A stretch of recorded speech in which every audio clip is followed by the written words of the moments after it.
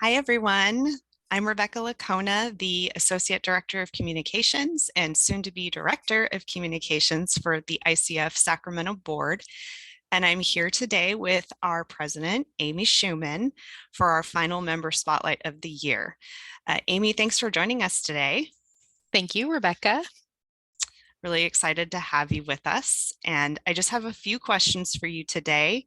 Um, Looking back on this year and our ICF, as our ICF Sacramento president, what are you most proud of? Wow. 2022 has been a year of a lot of transition, and I feel like some re-emergence. I know, like for myself personally, like feeling like kind of moving back into the world in a more kind of familiar way.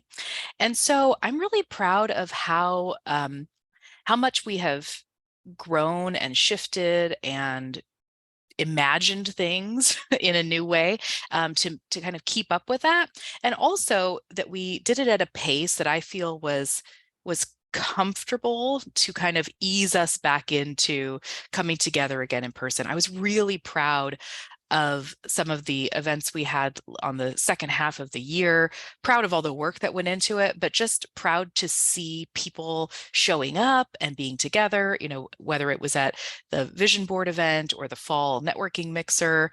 Certainly we have the holiday end of the year party coming up, but it was really just heartwarming to see the effort that went into putting it together and then watching everybody, enjoy each other's company. So I'm really proud of how thoughtful the board has been about how we've approached regathering and the successes we saw in those events.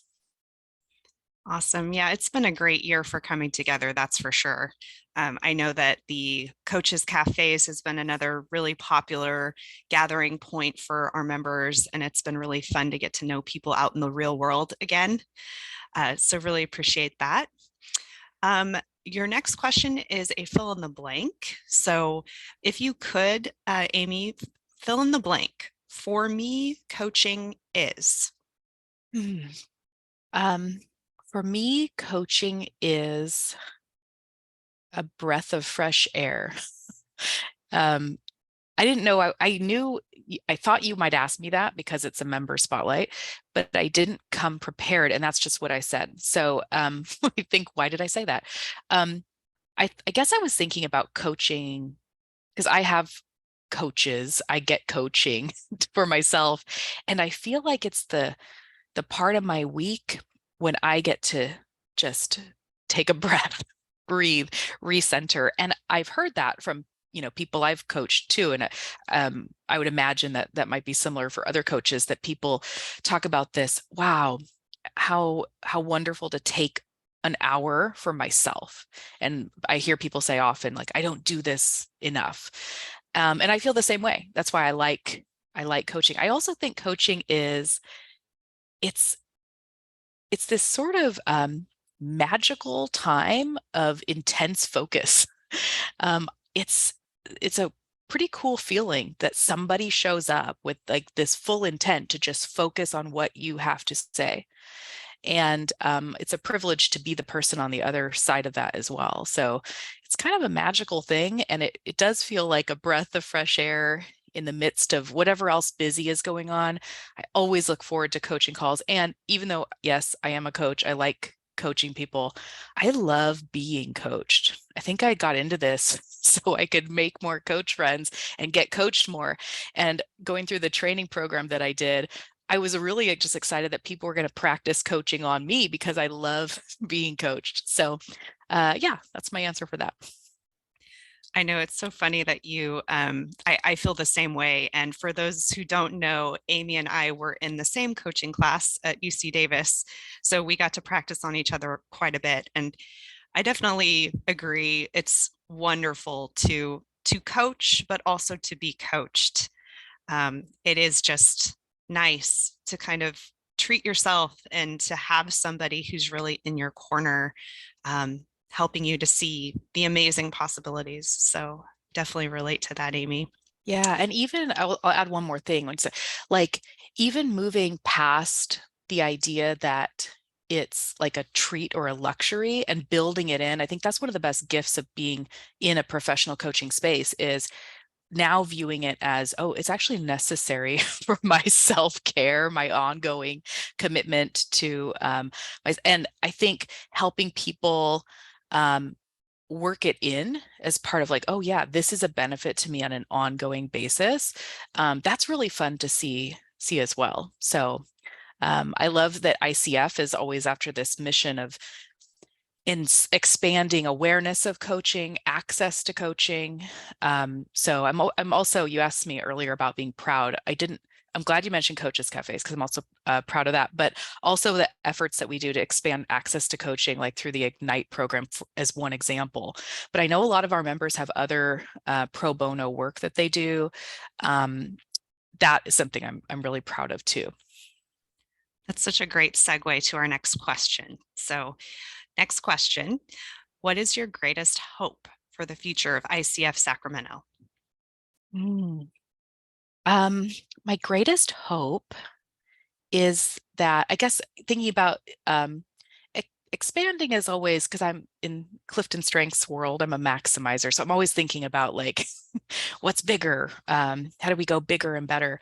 But I think my hope is that the heart of what we do remains present in everything that we do. I feel really grateful to be involved at the chapter at this time, this year, because it really is a place where it can be whatever we want it to be. And I get to watch that firsthand. A group of volunteers, you're one of them on the board this year, come in with an idea, make it happen. And so I think my hope for the future is that that continues. This idea of anything is possible. It can be whatever we want it to be. And certainly the idea that it can grow and get more people, not just for the sheer, competitive like number, like are we the biggest chapter, whatever, but this idea that it impacts lives. The more we grow, the more lives we're impacting. My life has been changed because of this chapter, and particularly because of the experience this year with the board. I've become very close with board members and things. And so my hope is that it always stays that kind of heart of what we do and the nimbleness to be able to respond, but also that it expands in ways that more people can benefit, whether it's by being involved in the chapter as a volunteer or a board member, or as a member coming to events, or because of our expansion, it means we've given more access to coaching for people. So both, that it stays, some parts stay the same, but that we also look at growth. Excellent. Well, I'm really excited to see what happens next year with you staying on the board and us expanding our board. Adding the new DEI position was really exciting. So lots of potential and lots of heart. All right, we have one final question for you. It's a little bit of a curveball. What is one potentially surprising thing that brings you pure joy?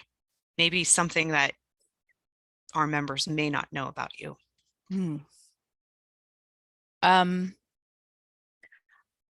Probably people who know me well, this won't surprise them, but it might just be surprising to just people in general. I was just talking about this morning. I mean, certainly there are TV shows I watch that you might be surprised because they may not align with my brand or something. But what I was going to share is one of the things I love doing, this won't surprise you, but one of the things I love doing is planning meetings. Like, I love it. And I was just telling someone that this morning because someone else on the board, Phil, was asking me, you and I both finished master's degrees in leadership. And Phil was asking me, now that you have a master's in leadership, like, what's next? What are you going to do next? And I told him, I was like, I'm starting a Girl Scout troop. Yeah, so that might be a surprise. So I'm starting this Girl Scout troop. But what I'm finding is I love planning meetings. I already knew that about myself, but I think it surprises other people that I actually get really, really excited about it.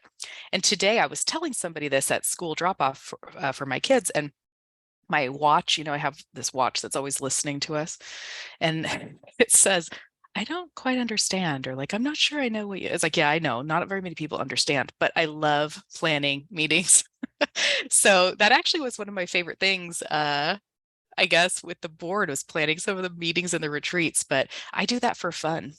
Yeah, that's part of the fun, fun in my life is planning that kind of stuff. Well, it is surprising, but not to me. But we are very grateful that you enjoy planning meetings because they were a lot of fun this year.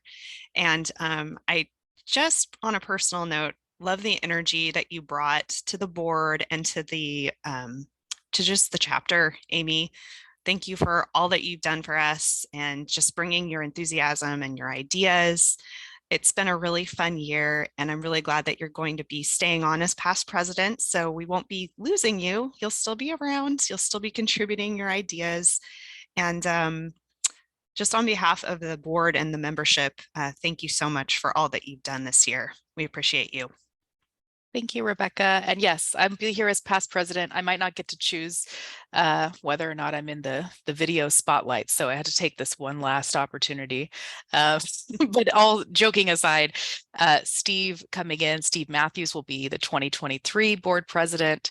I don't know if we've officially announced it, but maybe by the time this newsletter comes out, you'll know that our president-elect for 2023 is Lisa Laughter, and I plan to stay involved as past president. So thank you. Thanks for doing these member spotlights all year. I watch all of them and I've loved seeing them and feeling like getting to know the members. And, you're asking me questions today, but certainly you have been a huge part of all the planning. That's why you know that I like planning meetings because you were right there by my side.